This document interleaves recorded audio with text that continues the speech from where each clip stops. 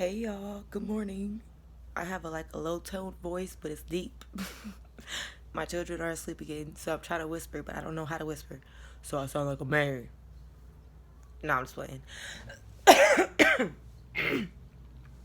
So as y'all know, I stay in the projects, the Wilbith, and they're doing construction cleaning or something like that all around the projects. Clock it. Clock it. No, I stopped. I don't know if y'all can see that, but I ain't trying to do too much on people's houses. Y'all see my DIY arch? It ain't there yet. Anyways, I'm here for story time. Um, I wanted to say I was leaving off at the last part where I was in this headspace that I wouldn't really have. I already knew I was there, but I wasn't accepting it because of a lot of things until I talked to my dude Antoine, where I was getting to talking to him about how I stopped coming to God, as I just told y'all in the last video. Stop coming to God constantly about certain things because it's like, I'm tired of talking about these things. I'm tired of hearing about these things. I'm tired. So, with that being said, tired of doing that, I don't want to say depression, but just those negative thoughts, those negative feelings. And for me, I'm a negative Nancy towards myself, so I'm going to always have those. You feel me? It's just about putting that voice at the back of my head and being more in control than it. So it was just one of those times where it was just knocking at the door and it finally came out. So, it's not funny, guys. I'm sorry if I'm chuckling and it sounds heavy or crazy and it's just like, girl, what's wrong with you? That's the point. What's it call it? But yeah, no, I just, wanted to go to God, about certain things, and it's like, Kiera, you did these things and you did those things and this, that, whatsoever. Why would you think that any of that be acceptable or okay? And so I stopped myself from going to God. I don't want to say forcing myself to forget, but just honestly forgetting and letting go of what the word says, what Jesus says, like of his grace, of his mercy. Like when I be watching the old videos in the moment of the BS of me saying these things, and it's like, dang, where you get all the courage there in the moment? Because now, where is it at? You had all the good things to say to yourself, but now you got nothing.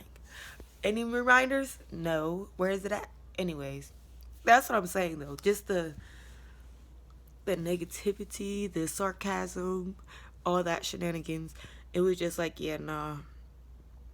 I'm not trying to hear it. I'm not trying to deal with it. I'm not trying to smell it. And I sure ain't gonna bring it to God. What the heck? I ain't got time for him to be looking at me crazy. I'd be looking at me crazy. And that's the thing too about Antoine. That's how I knew that it was more myself than it had to do anything with God, because it was in my opinion about myself. Like, if I did this and came back, and I'd be looking at somebody like, if I knew I was doing that and that, you know what I mean? Like, it was more so my opinion about myself, which I've already said multiple times, different ways. But as I got there, and that was more so like towards the end of my pregnancy and having the baby, I think I also experienced postpartum depression, or maybe even realized it for the first time, but still, just to say, I think I was experiencing that as well. So it was like, I would say a double whammy for sure, maybe even a triple whammy, I'm not gonna lie to you. Because again, I fell into this hole, and I wasn't familiar with this hole, Like I said, I'm a negative Nancy with myself, so I'm good with shit talking with myself, you know what I mean? And then checking it. Like, excuse me for the vulgar language right now. I can wake up in the morning, and I hear, that's why your breath stank and your armpits is hairy than a mug.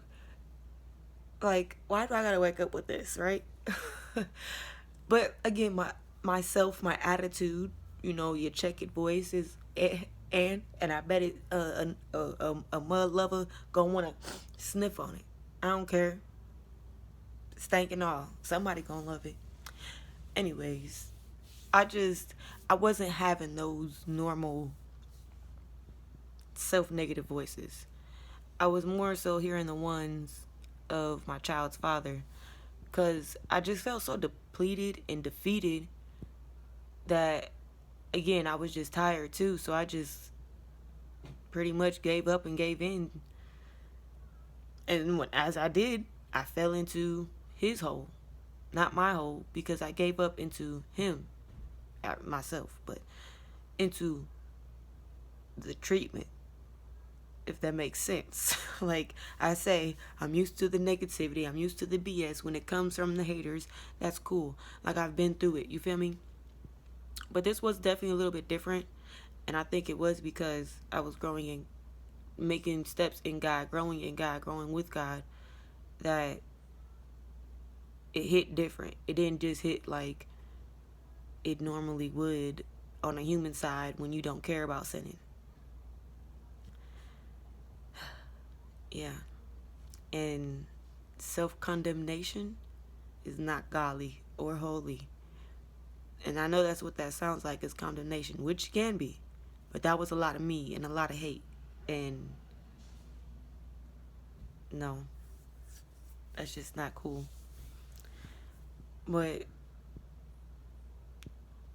I think they're coming to my apartment.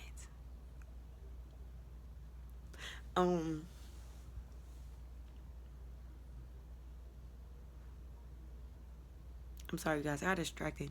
But yeah, no, I fell into this hole. Like, I've always been called a hoe growing up, even as a peewee. I didn't even like boys until like 9th, 10th grade. But just being a hoe all the time, being called that by my mom. So it's like, it ain't nothing. You feel me? You feel me?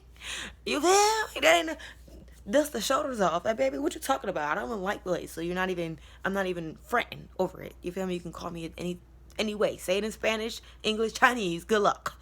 Okay? But sorry, let me calm down. But again, when he kept on doing it, and again, I'm doing my work in God, and as I mentioned in other videos I noticed I was giving him my value. I was giving him an opinion over me.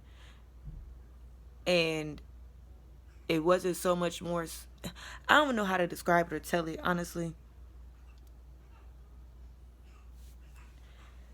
But the baby's up. So I guess I'll stop right here. I'll see you guys. I'm going to say I'm going to leave it off at just, being in that hole and it not being my hole. I'll see you guys later, though.